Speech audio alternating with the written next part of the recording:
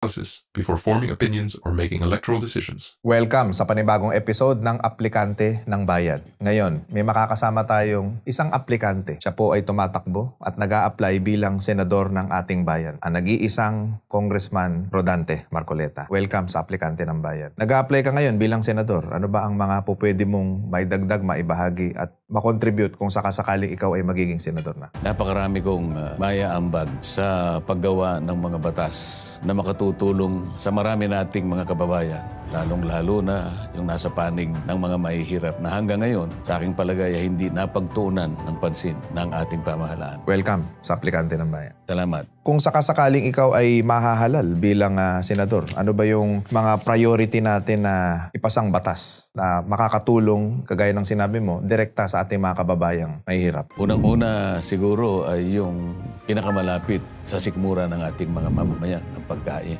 Sapagkat sa ngayon, alam mo naman, napakarami ang nagko-complain sa hirap ng buhay, lalong-lalo na kung isasangkot mo dyan yung presyo ng mga pangunahing bilihin. Pangunahin na dyan yung pagkain. Paano natin magagawa yun? Para bumaba ang presyo ng pagkain, kailangan nating makapag-produce ng mas maraming pagkain. Yun ang tinatawag na yung law of supply and demand. Habang hindi natin nagagawa ito, hindi kailan natin mariresolba ang napakailap na solusyon para lang ito ay ating may sakatuparan. Kailangan nating tulungan ang ating mga farmers. Yan ang una nating gagawin sapagkat alam ko na napakarami nating batas na nagawa. Ang naging problema lang ay hindi na ipatupad ng maayos mga batas na may kinalaman kung paano natin tutulungan ang ating agriculture sector. Kung sakasakaling magiging senador ka, ano ba ang magiging malaking diferensya nito versus sa ikaw ay isang congressman ngayon? Inaakala ko kasi, RDR, na dahil sa ako'y magiging kasama na sa Senado, yung kapangyarihan para mai-implement ng maayos ang mga batas na ito, palagay ko'y aking magagamit.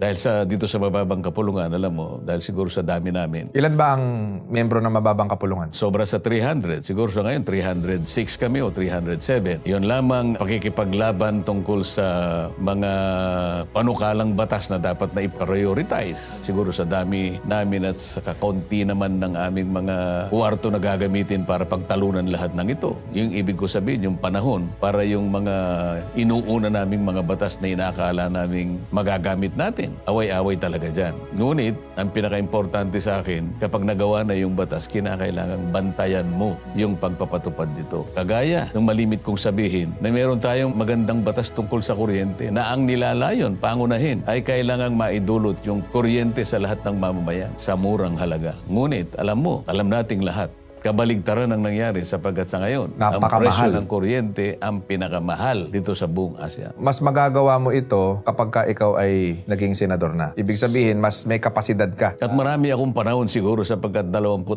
lang ang mga senador, hindi 306. Doon pa lamang sa aking palagay, sapagkat palagi nilang sinasabi, mas makapangyarihan talaga yung senador kaysa isang congressman. Ngayon, dahil ikaw ay popular na kasama ng dating presidente, tanong din ng marami nating kababayan, paano maiuuwi dating Pangulong Rodrigo Duterte dito sa Pilipinas? Alam mo, kung ako ang isa sa mga abogado ng Pangulong Duterte, ang una kong iisipin ay yung kanyang kapakanan pangkalusugan. Alam naman natin na ang kanyang kalusugan ay nasa kalagayan na tinutulungan palagi. Yung kanyang pag-upo, paglalakad, pagtayo. Nakita ko talaga up close. Ang huli, nagkita kami sa Hong Kong. Halos ganon. Nakapagsasalita nga siya. Ngunit yung kanyang physical na kalagayan, talagang alam ko na meron siyang dinaramdam. Ngayon, yun ang priority ko. Sapagkat bilang isang abogado, ititingnan ko unang-una yung kapakanan ng aking kliyente. Nakikita ko na at nabasa ko naman sa tuntunin ng ICC, sa Rome Statute, na merong provision doon na kung saan ay makakahiling ako ng interim release pending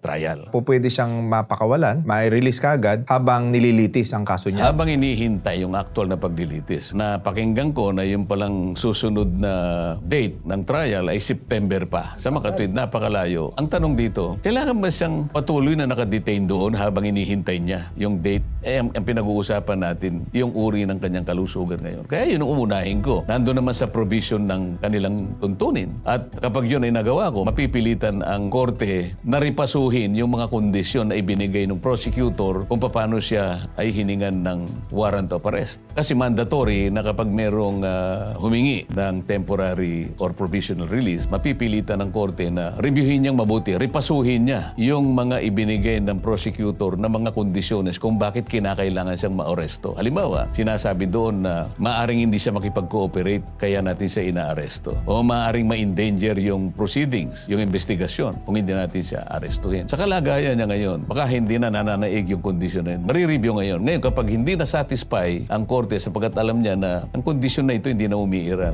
pwede siyang i-release ngayon with or without condition. Kahit na halimbawa sabihin na, o sige, re-release kita, pero bibigyan kita ng kondisyon. Marami kasing kondisyon na pwedeng ibigay yung korte. Nasa tuntunin din nila. Halimbawa, sabi niya, huwag kang pupunta sa lugar na pinagbabawal namin pumunta ka pagka ikaw ay nakauwi na. Mananatili ka lang sa lugar na gusto naming nandun ka. Huwag ka makikipagkita doon sa mga witnesses o kaya doon sa mga nabiktima. Okay na, kailangan kang mag-post ng bond. Hindi ka pwedeng gumawa ng mga professional activities na aming i-specify. Mga ganong kondisyon. Ipilitin ko na satisfy yun para lang maiuwi ko ang dating Pangulo. Legal ba at tama ba na siya ay inaresto? Bago ko sagutin ang tinatanong, magsisimula ako doon sa premise na sinabi ng ating Pangulo nung siya i-interview at magkaroon ng press con ungkol sa bagay nito. Sinabi niya na ang pag-aaresto ay isinagawa ng ating pamahalaan bilang pagtugon o compliance sa obligasyon ng ating bansa sa Interpol. Sa mga tweet, kung Interpol pala ang kumausap sa ating pamahalaan para maisagawa yung pagsaserve ng warrant of arrest, iniisip ko dapat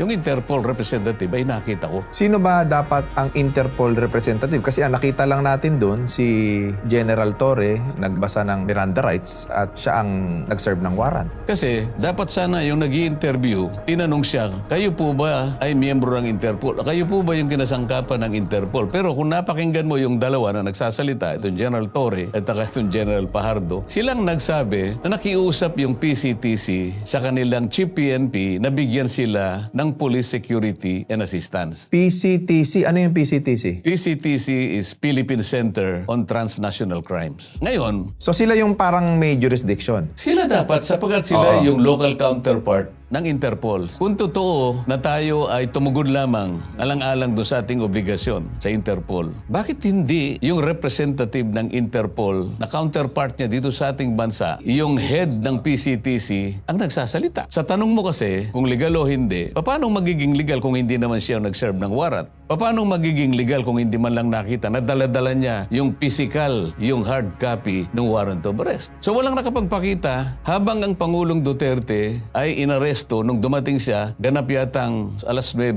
pasado ng umaga. Ibig ba sabihin, madiditini mo ba ang isang tao nang wala kang inihain sa kanya o ipinresinta sa kanya nakapirasong papel na kung tawagin ay warrant of arrest? Yun ang unang tanong ko, paano naging legal? Pagkatapos, ang gusto ko sabihin, kung talagang merong warrant of arrest na dumating, yung head ng PCTC ang dapat na nag-serve ng warrant sa Pangulong Duterte. O yun din ang tanong ko, bakit wala? Yan ang gusto kong itanong. Sino ba yung head ng PCTC na Ang yan? pagkakaalam ko sa huling check na aking ginawa ay is a former general by the name of Anthony Alcantara. Tingnan mo yung website ng PCTC. Siya yung executive director. Ang gusto kong makita Sila para yung maging legal, authorized. para maging legal sapagkat we did this in compliance with our obligation to the Interpol. Considering the PCTC is the local counterpart, bakit ang pinaka-importanting tao na kinakailangang mag-serve ng warrant ay wala? At yung tao din na siyang dapat na nagbasa ng Miranda warnings sapagkat siyang nagsiserve ng warrant ay wala din. Illegal ang pagkakahuli kay Pangulong Duterte. Hindi nga nasunod eh. Alam mo kung bakit? Sapagkat merong isang kaugnay na responsibilidad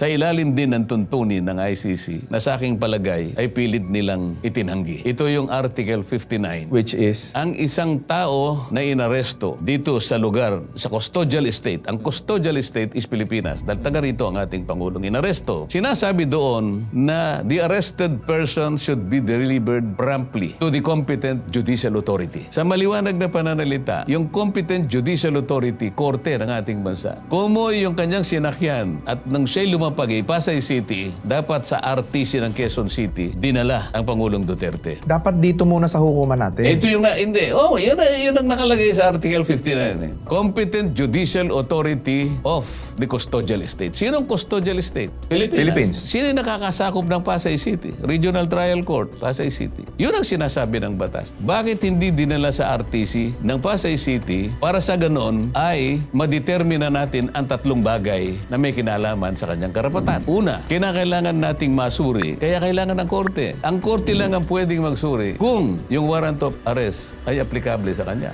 Pangalawa, kung yung pagsaserve ng warrant ay nasunod ang proseso. Pangatlo, kung ang kanyang mga karapatan ay na-observe. Ngayon, kung hindi dumaan sa RTC ng Pasay City sapagkat diniretso sa Villamor Air Base, korte ba ang Villamor Air Base? Hindi. Ano yun? Military base. Talagang abduction, kidnapping, interrelated. Hindi mo ba itatanong sino ang nagdala sa kanya? Sino ang sumama sa kanya para dalhin siya sa Netherlands? PCTC? Hindi. Sino? Sino ba nagdala sa kanya? May nakita ko litrato nakasama doon. Bukod kay Atty. Medjaldea, yung dati nating executive secretary, ang nakita kong sumama sa kanya para sigurong yun ang inakala nila na PCTC. Hindi Yung nagpunta sa kanya na sumama sa eroplano hanggang sa maihatid sa Netherlands ay yung ambassador ng OSCE. Ano yung OSCE? Ang OSCE is the Office of the Special Envoy for Transnational Crime. Hindi siya Interpol. Bakit siya yung sumama? Bakit hindi si General Alcantara? Pero may kaugnay na argumento Ang sabi ng mga iba, hindi raw kinakailangan gamitin yung Article 59 sapagkat ang ating bansa ay nag-withdraw na raw sa Rome Statute. Tama naman, di ba? Okay. Jadi ganito yung tanong ko sa kanya. Kung tayo nag-withdraw na,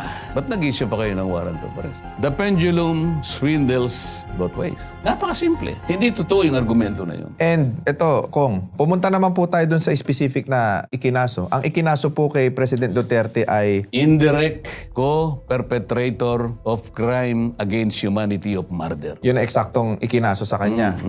At binasahan siya ng demanda na kung tawagin natin sa termino natin, arraignment sa ating local jurisdiction. Anong itatanong mo tungkol sa pagkakabasa ng kanyang charge? Ano po ba yung extent ng charge nung siya'y basahan? Ano po ba yung pagkakasala daw? Yung arraignment kasi, babasahan ka ng formal. RDR, binabasahan kita ngayon. Ito ang mga charges sa iyo ng mga mamamayang Pilipina. Yan, arraignment. Arraignment. Binasahan siya. Nakakapagtaka, nung hindi pa napunta nga sa dihig ang Pangulo, ang kanyang mga detractor sa ating bansa, palagi nilang sinasabi halos araw-araw, ang napatay sa kanyang war against drugs, 30,000 individuals. Alam mo kung ano binasa sa kanya ron? Ano? 43 tao daw ang napatay. Yung 19 ay pinatay ng mga DDS nung siya'y mayor pa. Yung iba ay panahon ng kanyang pagiging Pangulo. Yun ay pagitan ng Nobyembre 2011 hanggang September 2019 or a span of 8 years. 8 years. Sa mga tweet, kung 43 ang alleged na biktima ng droga in a span of 8 years,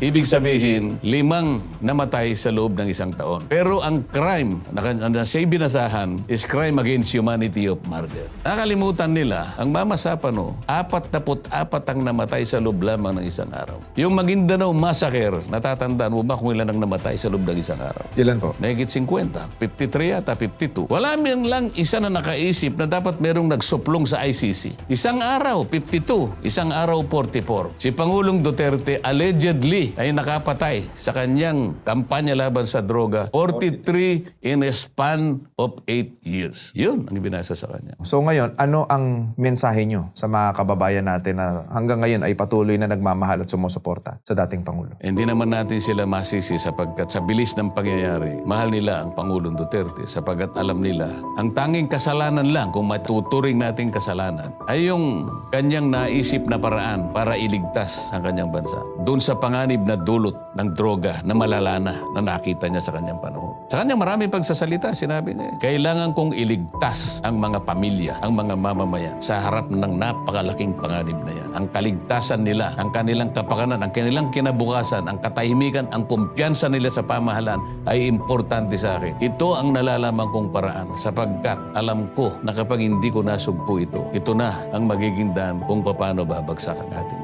Yun ang kanyang pananaw ng panahon niya. Siya lamang ang merong karapatan na humusga ayon sa kanyang pagkakaintindi sa sitwasyon ng ating bansa. Wala tayong magagawa. Siya yung Pangulo. Yun ang patakaran na gusto niya. At sinasabi ko nga, wala naman tumutol. Wala naman nagdemanda sa kanya habang yung programa na yun ay sinakatupar. Walang isa mang ahensya ng gobyerno ang tumuto. Ang totoo niyan, binigyan pa ng budget ng ating pamahalaan yung programa na yun. Sapagkat hindi pwedeng walang budget yun. Yung mga taong kakasangkapain mo, yung itatayo mong mga rehabilitation centers na kung saan yung maraming sumuko na gumagamit ng droga ay kinakailangang alagaan din. Libo-libong mga tao. Lahat, pati mga counselors, kinakailangan niya. Ginamit niya lahat yun. Yun ba ang sasabihin mong crime against humanity? Ang isang elemento ng crime against humanity ay yung paraan sa widespread attack to the civilian population. Katulad ng ginagawa halimbawa ng Russia. It's a direct and widespread attack against the civilian population of Ukraine. Kaya nga merong warrant of arrest si Vladimir Putin. Meron bang isang mamamayan ng Russia na sumunod sa Interpol para arestuhin si Vladimir Putin? Ganon din, direct and widespread attack sa mamamayan ang ginawa ni Benjamin Netanyahu ng Israel. Meron ba kahit isang mamamayan ng Israel ang tumugon sa panawagan ng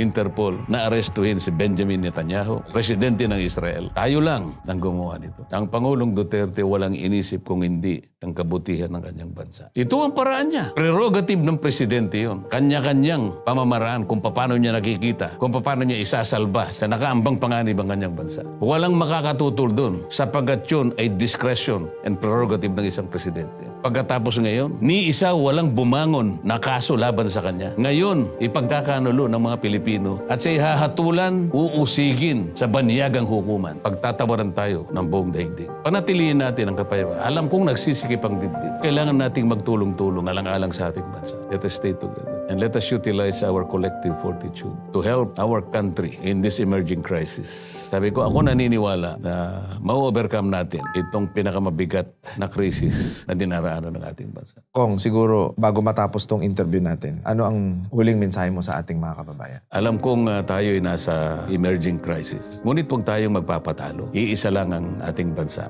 Ang Pilipino ay resilient. Ang Pilipino ay alam kong makalalagpas kahit gaano kahirap ang kanyang pinagdadaanan. Kailangan lang ay magtiwala tayo sa Panginoong Diyos. Lakas ng loob lang. Huwag tayong magpapatalo. Huwag panghihina ng loob. Darating ang panahon, ang katarungan pa rin ang mangingibab.